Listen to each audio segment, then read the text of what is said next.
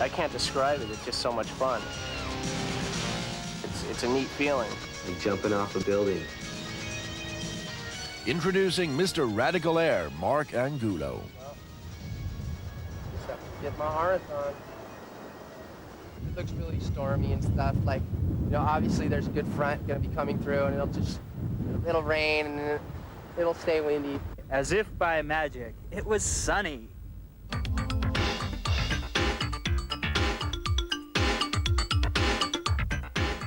Mark Angulo has grown up on Maui with Hookipa in his backyard. Waves are just a part of everyday life.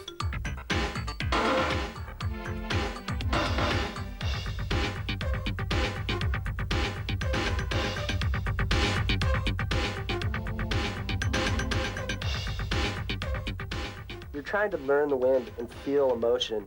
You know, that's what really happens is with forward loops and regular loops. And if you watch, watch a lot of the skiers doing their jumps and stuff, and you can see that they could do that in their sleep with their eyes closed because they just learn how to turn their head in a certain motion. And that's how windsurfing gets. And you just try to take that motion up into different degrees of difficulty, you know. Instead of just a regular one, you try to turn up and get it higher in the wind, or you try to go off the wind more. You know, there's so many different variations to what you can do that it's just limitless. Front loops, killer loops, they're just a buzz. But hey, there's more to life than windsurfing. You know, it's really hard to stay in the public's eye and try to maintain a high, you know, like everyone wants to see you, or you're still good. You know, because they really think that you have to keep winning contests or do this or that to stay up there. I just want to go out and rip, you know, just be good. And have people come to the beach and go, wow, who's that? That was a pretty hot maneuver. I mean, to me, that's windsurfing. Publicity and everything that comes along with that, that's just icing on the cake.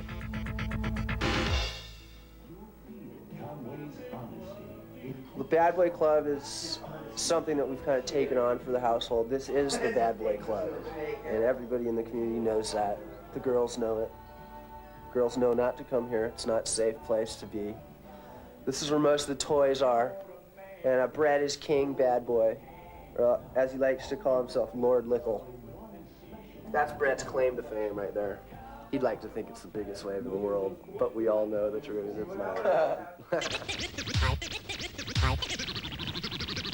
High5. Only in America. 5 years ago, Hookipa was the playground for the privileged local sailors, but the word has quickly spread. Now everyone wants to ride the big stuff. The bay gets congested and tempers flare. The people that come here on vacation don't know the local rules or stuff like that. And not to be intimidated by it either, you know, but there are basic rules, and all you have to do is ask people. So that's why you see people come here from the mainland or from Europe or whatever, and they get into hassles with some of the pros, so they don't realize that that's how the pros make their money. Hold on. You speak German? Franz. Bueno. I'm from Switzerland. From West Germany. Hey, listen, you have to come here. The waves are very big today, and it's cool out there. Yeah, we have to go windsurfing. Surf's up. Well, if you're European and you're on Maui, you leave Hookipa to the pros and head on down to Spreckels Ville. This is the European beach. I come down here to feel international. Here, Germans, Dutch, Norwegians, and even some Americans all feel at home in a kind of little Europe. It's a case of safety in numbers and a chance to sharpen your teeth on some good waves without getting under the feet of the locals. I think this is one of the more fun places to sail. It's not as intimidating as Hookipa, and it's not as crowded usually as Kanaha, and it's just more varied. You can get banged into by stuff right out here, and you can still do good slalom and speed running. And the wave sailing, when it's good, it's real good. It's great for jumping.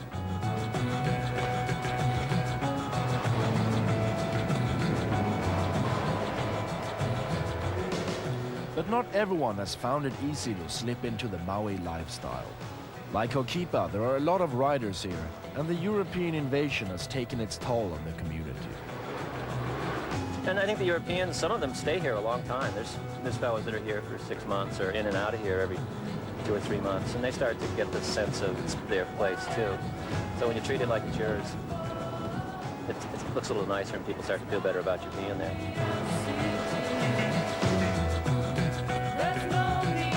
Well, it's like least. That's what I like about windsurfing and snowboard, monoski, skiing, you slide. That's the fun of it. That's what I like about it. What's it like down here?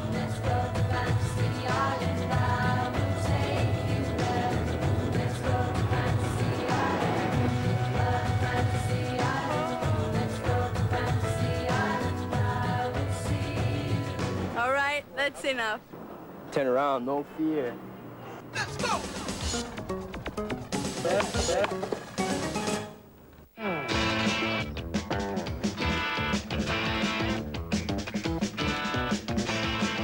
Captain, there are doubts regarding your ability to lead them. The men lead them. There are doubts in your ability. There's too many blinds in your analogy.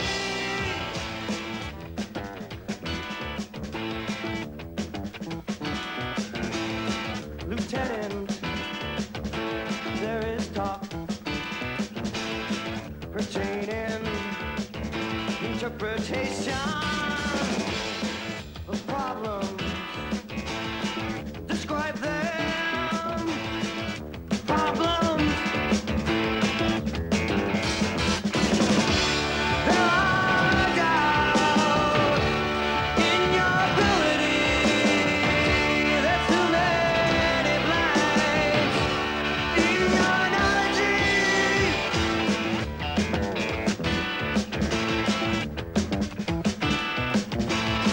The enemy turned captain. The captain turned civilian. The lieutenant becomes casualty. The lieutenant becomes casualty.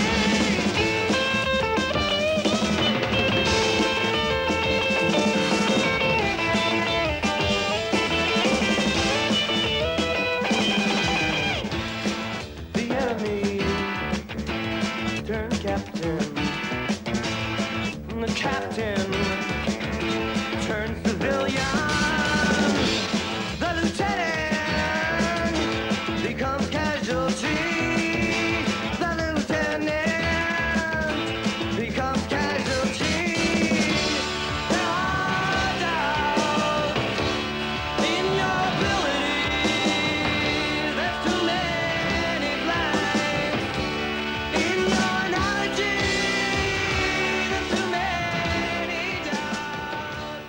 Windsurfing culture isn't an automobile culture, a clothing culture, a housing culture. It's windsurfing. What kind of board do you have? What kind of sails do you have?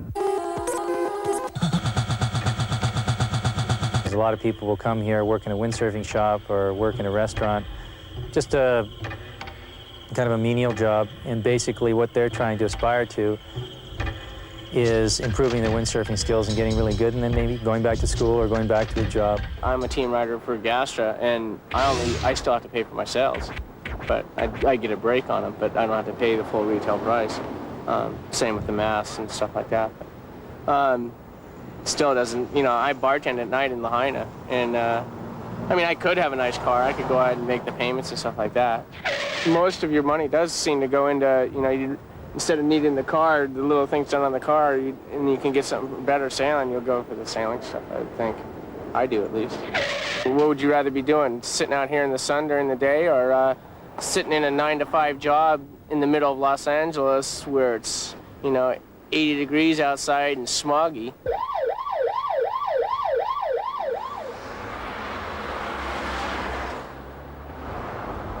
Paia is Maui's traditional windsurf town. It's not quite Los Angeles, but some of the locals say it's getting that way.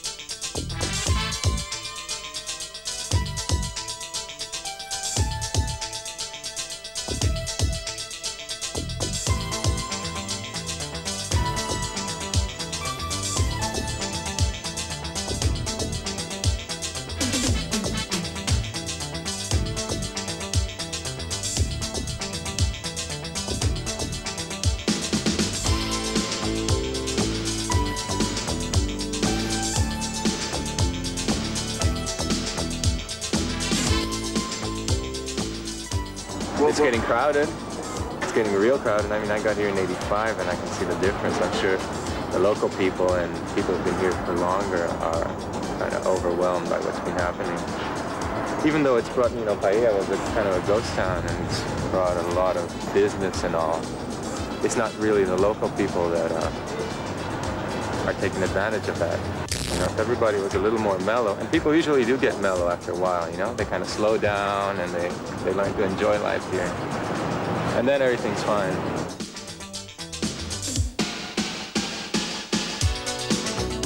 Come on in and see exactly what it's like to be mellow, Maui style.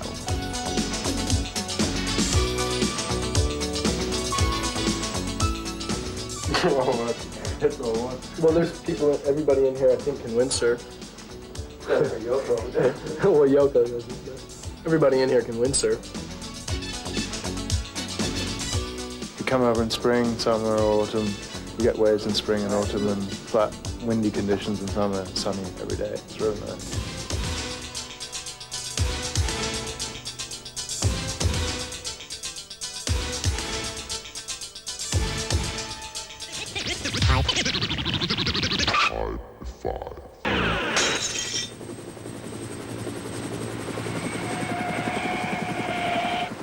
No wind means no sailing, but heli power or wave power, the water's still the place to be.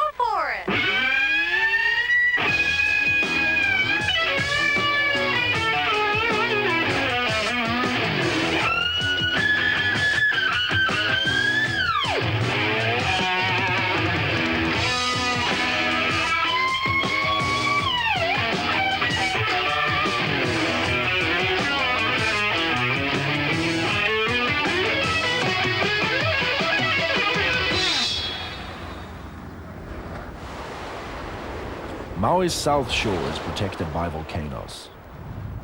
Here the waters are flat, but the wind still blows.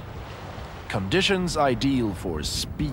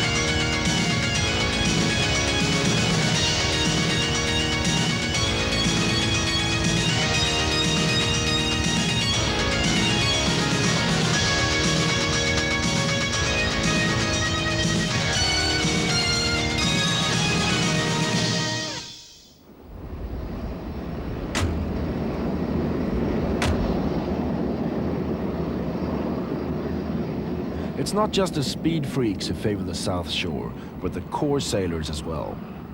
Since Australia's Phil McGain came to live on Maui, he's shot up the world rankings list to become course world champion. Oh, as well as banking a few well-earned dollars. I make a good living out of it at the moment. I can't say how much money I earn, but I earn, well over $100,000. So it's, I work hard and, it pays. This is the North Shore, and people like to live here because they feel like they can see what's going on with the weather. They can see what's happening with the swell. They can see what's happening with the wind. Many windsurf pros have taken up residence on Maui. Phil McGain is one of the recent arrivals. Mike Waltz has been there since 1978. In the old days, I say the old days, but as far back as the 70s and early 80s, every windsurfing contest was just a big fun gathering, and you'd meet people from all over the world, and everyone would just go out and party and have fun, and the next morning you may not feel that great, but you just go out and race. And I opted really for the Maui lifestyle all along. I've never traveled more than 2 or 3 months a year, and for the last 3 years I find myself leaving the island only once or twice a year. So I pretty much have kind of made a nook for myself where I can stay on Maui, sail Hookipa, and get publicity that way and maintain my sponsors.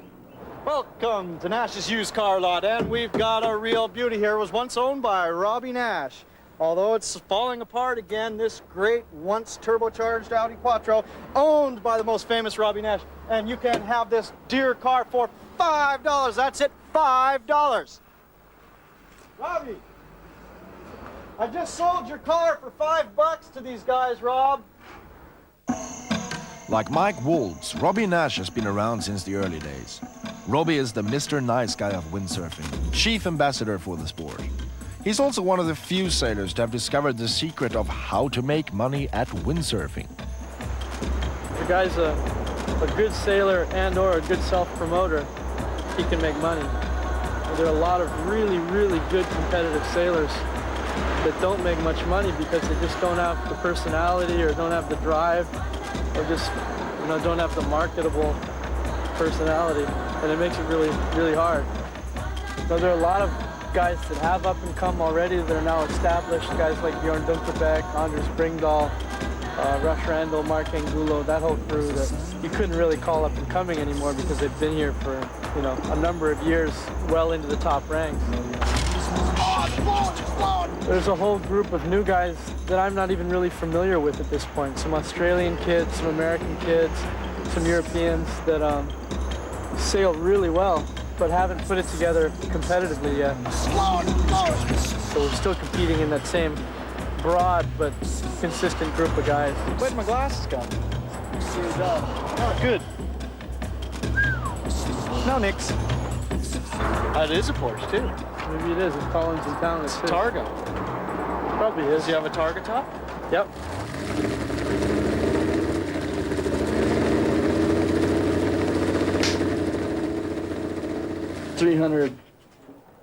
Nothing horsepower. So what about a bit of racing then? Robby's lucky, he's already made it. But on competition day, they're all out there, the old and the new, trying to get a slice of the cake. Trying to take the cherry.